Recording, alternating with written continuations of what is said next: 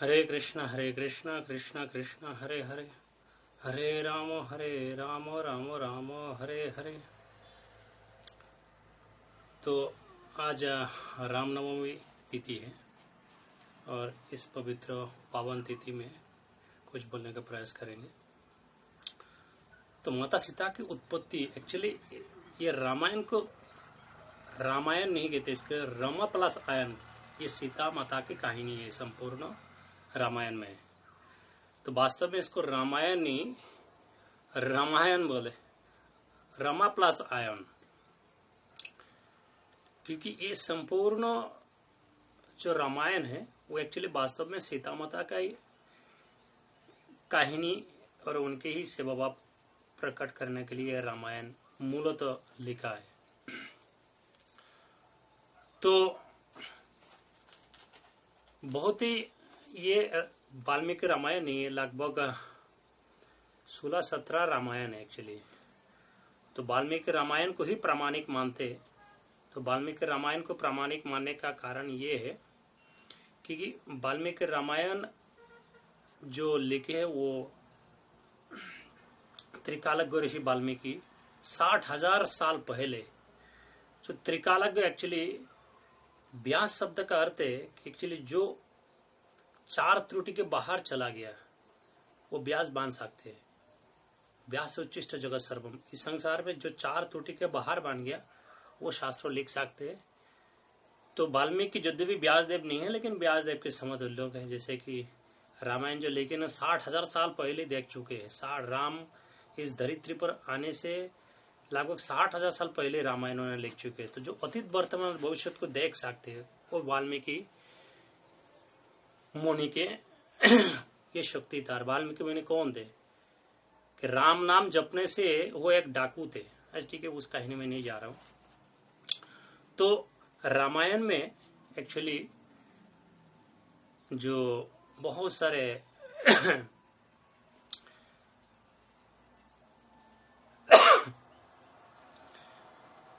पात्र है। पहला तो भगवान श्री रामचंद्र, फिर लक्ष्मण, फिर भरत शत्रुघ्न, फिर रावण कौन है, ये एक लंबी कहानी है। तो एक बार ये कुछ अननोन स्टोरीज है कि भगवान इस धरित्री पर अवतीर्ण होने से पहले, रावण तो बहुत पहले था। रावण एक्चुअली रावण शब्द का अर्थ है जिनके धनी से, रुदन से एक्चुअली संपूर्ण ब्रह्मांड कांपते थे। और ये एक अलग कहानी। तो किस लिए भगवान श्री रामचंद्र जब इस धरित्री पर अवतीर्ण हुए, तो भगवान श्री रामचंद्र धरित्री पर अवतीर्ण होने से पहले एक्चुअली ये दैववाणी हुआ ब्रह्मा जी ने। जब ब्रह्मा जी ने वरदान दिया था किनको,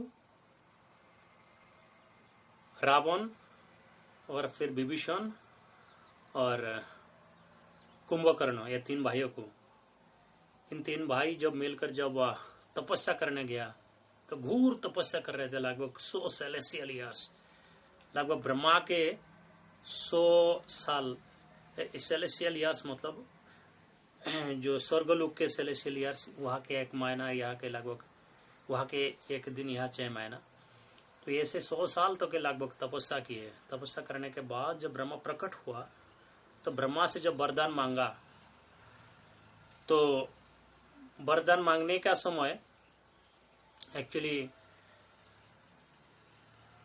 रावण ने वरदान मांगा, ठीक है, कि इस संसार में मुझे कोई परास्त न कर। पहला तो वो अमरत्व का वरदान मांगा, लेकिन अमरत्व ब्रह्मा ने स्वयं बोला कि मेरा ही खुद का ही एक्सपायर डेट लिखा है, तो मैं तुम्हें कैसे अमरत्व प्रदान करूं।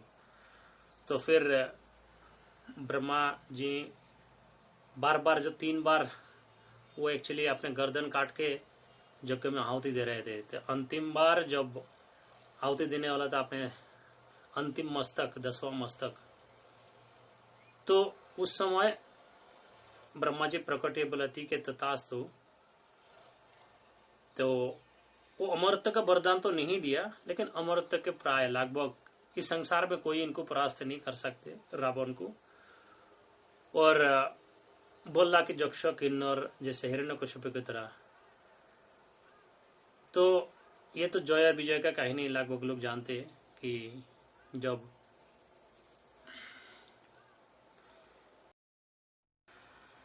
हरे कृष्णा, तो जब आध्यात्मिक जगत में जय विजय का ये कहानी अलग है कि जय विजय को जब साप मिला कि चतुष्कुमार के द्वारा कि जाओ तुम लोग इस धरित्री पर राक्षस बनकर जन्म लो, तो सत्य युग में हिरण्याक्ष और हिरण्यकशिपु और त्रेता में रावण कुंभकर्ण और द्वापर में शिशुपाल दंतवक्र और कलयुग में जगाय और मादाई। यद्यपि जगाय और मादाई का वर्णन नहीं है।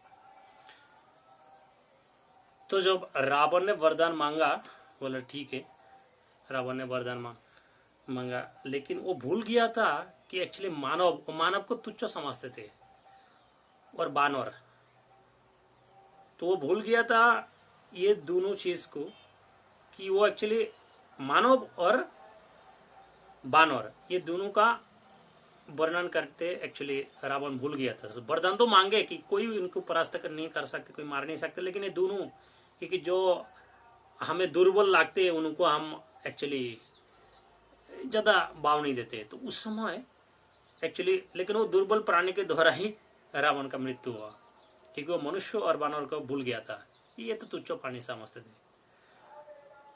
तो फिर कुंभकर्ण जब वरदान मांगे, तो कुंभकर्ण वरदान मांगने, तो उस समय सरस्वती माता एक्चुअली उनके जीभा में प्रकट हुआ और कुंभकर्ण के जीभा में प्रकट होने के बाद ये वरदान मांगा कि एक संस्कृत के एक श्लोक था कि वो 6 महीना सोएंगे और 6 महीना के बाद एक दिन केवल जागेंगे, फिर से 6 महीना सो जाएंगे। तो ये एक्चुअली रावण ने बोला कि तुमने क्या वरदान मांग लिया, तो बोला एक्चुअली मैं वरदान मांगना नहीं चाहते थे, लेकिन हमारा जीवा में पता नहीं कौन निवास कर रहा है और वो एक्चुअली ये वरदान मांगने के लिए मुझे बाध्य किया। और फिर कुंभकर्ण जब वरदान मांगा तो बोला ठीक है तथास्तु। कुंभकर्ण एक्चुअली भगवान के भक्ति मांगे कि मैं भगवान नारायण की भक्ति में प्राप्त करूं, मुझे और कुछ नहीं चाहिए। तो ये 3 वरदान प्राप्त करने के बाद रावण तो जानते सब लोग तूलपाल मास आ रहा है संपूर्ण ब्रह्मांड में, बिल्कुल पाताल लोक से लेकर इवन भगवान शिव जी के कैलाश पर्वत पे उठा लेता था अपने हाथ से। तो संपूर्ण पृथ्वी पर तूलपार मचा रहे थे अपने शक्ति के घमंड से। तो फिर उस समय एक्चुअली ब्रह्मा जी ने जब वरदान दिया था तो बोला कि ये अननोन कहानी है कि मेरा मृत्यु कैसा होगा। तो भगवान ब्रह्मा ने बोला कि एक्चुअली तुम्हारा मृत्यु ये कौशल्या के पुत्र और कौशल्या और दशरथ के पुत्र, इन दोनों के एक्चुअली पुत्र के रूप में जब भगवान श्री रामचंद्र प्रकट होंगे उनके हाथ में तुम्हारा मृत्यु होगा। तो ये सुनते ही रावण एक्चुअली कौशल राज्य पर निकाल के भगवान श्री रामचंद्र के माता थे। उस समय एक्चुअली दशरथ और कौशल्या माता के शादी होने वाले थी और उस समय वो जाके क्या किया, वो शादी वहां जाके कौशल राज्य में युद्ध करके सबको परास्त करके एक्चुअली कौशल्या को उठा के लेकर आ गया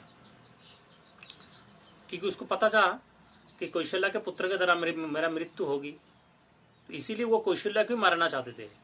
तो वो कौशल राज्य से कौशल्या भगवान श्री रामचंद्र के माता को उठा के लेकर आ गया और जब उठा के लेकर आ गया तो फिर वहाँ वो लेकर लगभग लंका में गया। तो लंका में जाने के बाद वो कौशल्या माता को अपने तलवार से मारना चाहते थे। तो उस समय ब्रह्मा जी प्रकट हुए। तो ब्रह्मा जी प्रकट होने के बाद बोला नहीं तुम नहीं ये कर सकते, तुम्हारे हाथ में इनका मृत्यु लिखा नहीं है, जिनके हाथ में मृत्यु लिखा है उनके हाथ में मृत्यु होगा, तुम इनको मार नहीं सकते, तो इसीलिए तुम्हारे हाथ में इनका मृत्यु नहीं है, इनके पुत्र के हाथ में तुम्हारा मृत्यु है।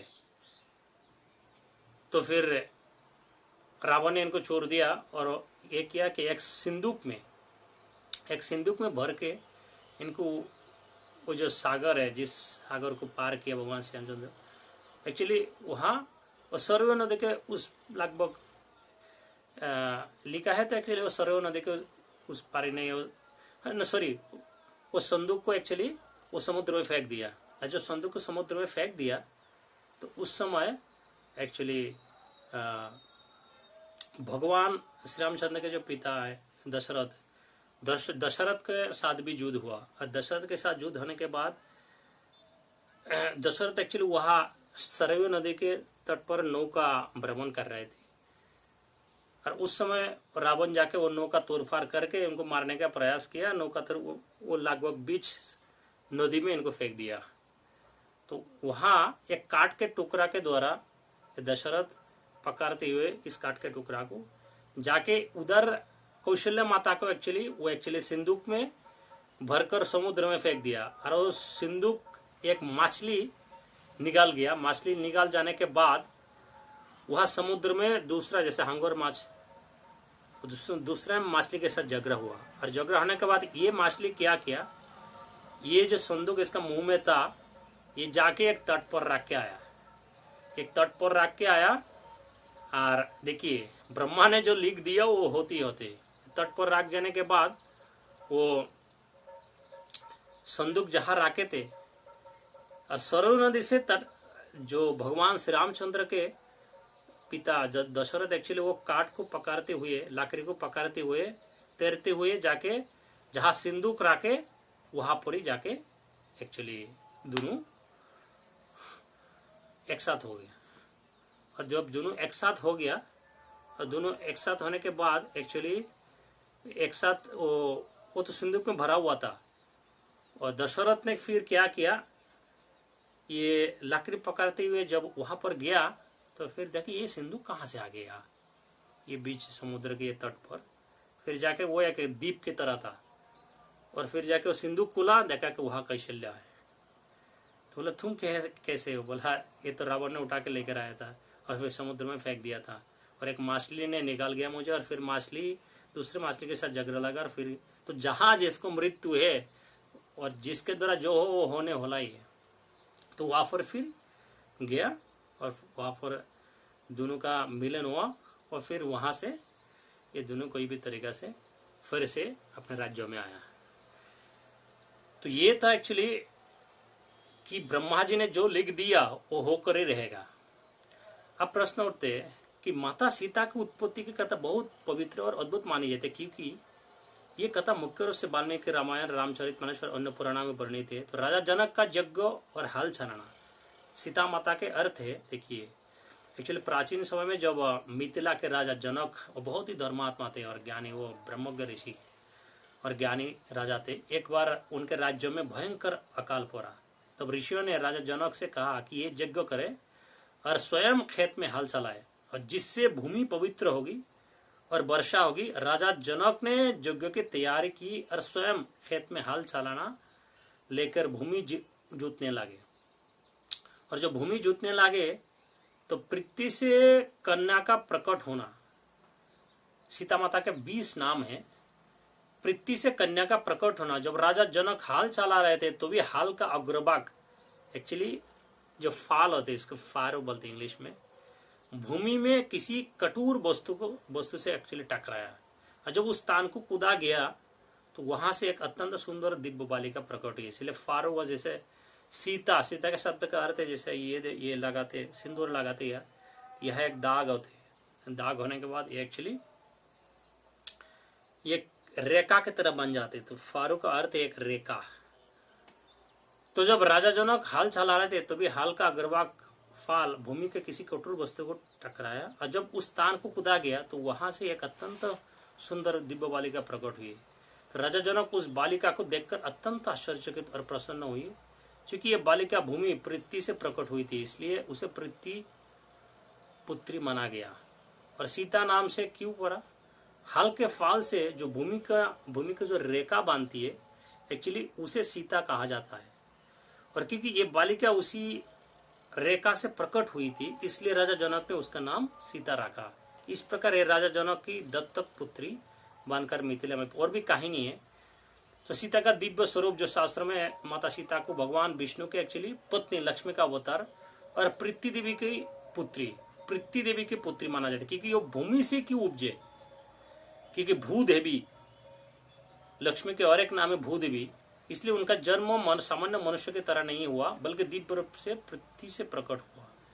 तो पृथ्वी में पुनः प्रवेश, रामायण के अंत में जब माता सीता की पवित्रता पर प्रश्न उठे, तब उन्होंने पृथ्वी माता को पुकारा, और उसी समय पृथ्वी फाट गया, उसी सभा में जब भगवान श्री रामचंद्र के, और माता सीता उसमें समा गया। इस प्रकार ये पृथ्वी से प्रकट हुई और अंत में पृथ्वी में विलीन हो गया। तो राजा जनक खेत में हाल चला रहे थे एक्चुअली। और भी कहानी है कि एक्चुअली रावण एक्चुअली, ठीक है वो कहानी बाद में एक दिन बताएं। राजा जनक खेत में हाल चला रहे थे और भूमि से एक दिव्य बालिका प्रकट हुई, और हाल की रेखा सीता से मिलने के कारण उसका नाम सीता पड़ा। अरे लक्ष्मी जी का अवतार और पृथ्वी पुत्री मानी जाती है। तो दशरथ शब्द का अर्थ एक्चुअली, फिर मैं सीता माता के 20 कहानी बताऊंगा। 20 एक्चुअली जो सीता शब्द का अर्थ है, दशरथ शब्द का अर्थ एक्चुअली दशरथ, 10 प्लस रथ, तो 10 रथ, रथ वाहन या युद्ध का रथ। तो इस प्रकार दशरथ शब्द का शाब्दिक अर्थ है जिसके 10 रथ हो, या जो 10 दिशाओं में रथ चलाना में समर्थ हो। और संस्कृत में कोई आचार्य इसका आध्यात्मिक अर्थ भी बताते हैं। दशरथ 10 इंद्रियों का रथ चलाने वाला, मनुष्य के शरीर में 10 इंद्रिया माना जाती है। तो मानी जाती 5 ज्ञानेंद्रिया, 5 कर्मेंद्रिया। तो जो इन 10 इंद्रियों रूपी रथ को नियंत्रित करते हैं वो दशरथ कहलाता है। इसलिए रामायण में अयोध्या का राजा दशरथ केवल एक राजा ही नहीं थे, बल्कि प्रतीक रूप में इंद्रियों को नियंत्रित करने वाला महान पुरुष भी माने जाते हैं। तो राम शब्द की व्युत्पत्ति, सीता शब्द की व्युत्पत्ति, अयोध्या शब्द का, जैसे राम शब्द की व्युत्पत्ति है राम, राम रम धातु प्लस ग प्रत्यय, रम धातु का अर्थ है रमना, आनंद देना, हर्ष उत्पन्न करना। तो इसमें राम शब्द बनता है अर्थ जो सबको आनंद देता है। इसमें जोगी और भक्त रमते हैं। रमंत जिग्न अनंत सत्तानंद चिदात्मनि इति राम पदा पदेनासो पर ब्रह्म विधीयते। अर्थ है जिस अनंत सच्चिद आनंद स्वरूप परमात्मा में जोगी रमते हैं वही राम कहलाता है। और सीता शब्द के जो व्युत्पत्ति, सी धातु एक त प्रत्यय, सी धातु का अर्थ है हाल से भूमि को जोतना, हाल चलाने से भूमि में जो रेखा फारू बांधती है उसे सीता कहती है। इसलिए हाल की रेखा से प्रकट हुई कन्या सीता, इसी कारण राजा जनक को जो भूमि से बालिका मिली तो उसका नाम सीता रखा। तो अयोध्या शब्द की व्युत्पत्ति अयुद्ध, अ प्लस युद्धा, युद्ध धातु, युद्ध करना, युद्ध जिससे युद्ध किया जाए, वो निषेध नहीं।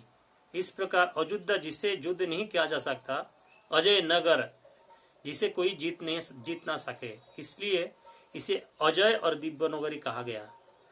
तो पुराण में कहा गया कि अयोध्या भगवान विष्णु की प्रिय नगरी है, और राम जो सबको आनंद देता है, सीता हाल की रेखा से प्रकट हुई। अयोध्या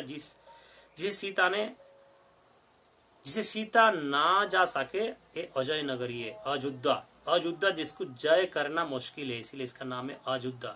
जिसे जीता ना जा सके इसीलिए इसका नाम है अजय नगरी। तो राम आत्मा और सीता भक्ति और शक्ति के प्रतीक है। लक्ष्मण विवेक, रावण अहंकार है। ये कुछ आचार्य लोग।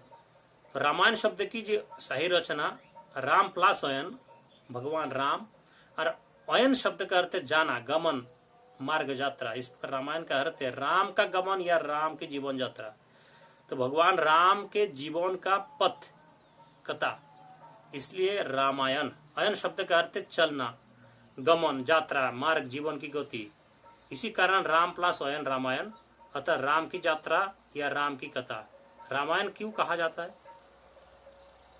तो रामायण सही संस्कृत शब्द रामायण, व्युत्पत्ति राम प्लस अयन। तो सीता शब्द के अनेक अर्थ शास्त्रों में और कुशों मरकुश आदि में मिलते हैं। मूल रूप से ये शब्द सी, हाल से भूमि को जोतना, धातु से जुड़ा हुआ, उसी से कई अर्थ विकसित हुए हैं। नीचे सीता शब्दों के 20 अर्थ बताता हूँ।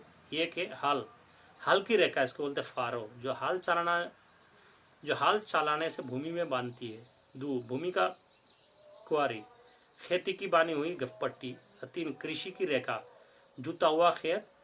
और 4 पृथ्वी की पुत्री की सीता भूमि से प्रकट हुई। और 5 जनक नंदनी, राजा जनक की पुत्री। 6 भगवान राम की पत्नी। और 7 लक्ष्मी का अवतार। 8 भूमि देवी का स्वरूप। और 9 पवित्र स्त्री का आदर्श और 10 धैर्य और पतिव्रता धर्म के प्रतीक और 11 शुद्धता पवित्रता का प्रतीक और 12 क्षमा और सहनशीलता का मूर्ति, 13 कृषि की अधिष्ठाती देवी कुछ परंपराओं में, 14 उर्वर भूमि उपजाऊ धरित्री और 15 धरित्री की रेखा या दरार, 16 एक पवित्र स्त्री का नाम, 17 वेदवती का पुनर्जन्म कुछ पुराण कथाओं में, 8 शक्ति का स्वरूप, 19 प्रकृति का प्रतीक और 20 भक्ति और समर्पण की मूर्ति। तो सीता शब्द का मूल अर्थ हाल की रेखा है, लेकिन रामायण और पुराणों में यह शब्द एक्चुअली प्रीति, लक्ष्मी, शक्ति, पवित्रता, आदर्श स्त्री के रूप में प्रयोग होता है। तो सीता शब्द का अनेक अर्थ, सीता भूमिसूता देवी रामपुत्री यशस्विनी जनकात्मजा वैदेही लक्ष्मी श्री अपि कीर्तिता पावनी पतिव्रता चैव धैर्य शांति स्वरूपिणी क्षमा दया च करुणा शक्ति ही प्रकृति उच्चते।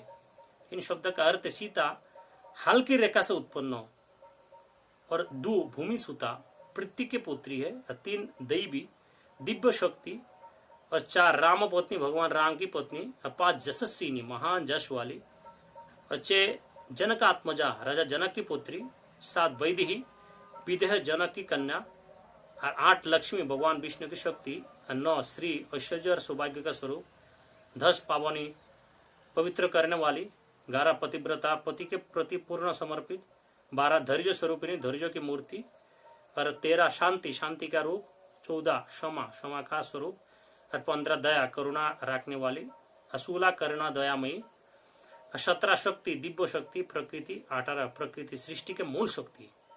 तो इसीलिए सीता केवल एक ऐतिहासिक पात्र का नाम नहीं है, ये पृथ्वी, लक्ष्मी, प्रकृति, शक्ति, पवित्रता, पतिव्रत धर्म है। राम परमात्मा, सीता शक्ति, भक्ति, रावण अहंकार। लक्ष्मण शब्द का अर्थ व्युत्पत्ति सहित लक्ष्मण प्लस 9 प्रत्यय लक्ष्य धातु से संबंधित माने जाते। धातु का अर्थ है लक्ष्य का अर्थ देखना, लक्ष्य करना, चिन्हित करना, ध्यान देना। और लक्ष्य का अर्थ है एक्चुअली लक्ष्मण का अर्थ है शुभ चिन्ह, सौभाग्य का चिन्ह, सुंदरता का तेज। तो लक्ष्मण शब्द का अर्थ है, इस प्रकार लक्ष्मण के अर्थ होते हैं शुभ लक्षण से युक्त व्यक्ति, जिसके शरीर पर दिव्य चिन्ह हो, जिसका लक्ष्य उच्च हो, जो सदैव लक्ष्य धैर्य धर्म पर ध्यान रखे। रामायण के संदर्भ में सेवा, त्याग, निष्ठा, धर्म पालन के आदर्श माने जाते हैं। आध्यात्मिक अर्थ राम परमात्मा, सीता शक्ति, भक्ति, लक्ष्मण विवेक और सेवा, अर्थात विवेक लक्ष्मण हमेशा परमात्मा राम और शक्ति सीता की रक्षा करता है। तो लक्ष्मण का अर्थ शुभ लक्षण से युक्त धर्मपरायण और लक्ष्य पर ध्यान रखने वाली शक्ति है। और भरत शब्द का अर्थ है भरत शब्द का अर्थ है भरत भ्री धातु से, तो भ्री धातु का अर्थ है धारण करना, पालन करना, संभालना। इससे भरत शब्द बनता है जो पालन पोषण करता है, जो धर्म को धारण करता है। शत्रुघ्न शब्द का अर्थ है शत्रु प्लस घ्न, शत्रु दुश्मन, घ्न नाश करने वाला, अर्थात शत्रु को नाश करने वाला। रामायण में शत्रुघ्न ने लवणासुर का वध किया था, इसलिए उनका नाम भी अनेक उनके कार्य के अनुरूप हो। और हनुमान शब्द का अर्थ है हनु, जो जबरा पूरी मान बड़ा या विशेष, जिसका हनु पूरी वरीय शक्तिशाली हो। तो रावण शब्द का अर्थ है रावण, रु रब धातु प्लस 9, रब धातु का अर्थ है जोर से चिल्लाना, गर्जना करना। अर्थ जो जोर से गर्जना करे, जिसकी आवाज से लोग भयभीत हो जाए। भरत धर्म का पालन करने वाला, शत्रु का नाश करने वाला, हनुमान बड़ी शक्तिशाली हनु वाला, रावण जोर से गर्जना करने वाला, अयुद्ध मानव शरीर, राम आत्मा और सीता भक्ति शक्ति, लक्ष्मण विवेक, हनुमान गुरु प्राण शक्ति। तो राम रम क्रिया में रमते, जो सबको आनंद देते, जिसमें जुगी रमते हैं। शास्त्रीय वाक्य रमनते जुगिना जस्मिन सह रामो सीता सी कृषो प्लस, तो हाल से जुती हुई भूमिका रखा, हाल के तेरे लक्ष्मण, लक्ष्य दर्शन, लक्ष्य प्लस मनन प्रत्यय, शुभ लक्षण वाला, चिन्ह से युक्त।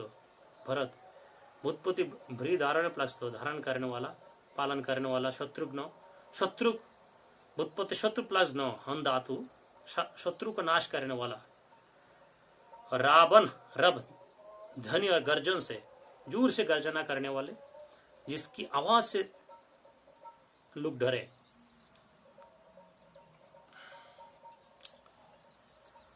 तो ऐसे एक्चुअली बहुत सारे कहानी है, अभी एक छोटा वीडियो में इतना विस्तृत नहीं बता सकते। हरे कृष्ण कृष्ण कृष्ण हरे हरे, हरे राम राम राम हरे हरे।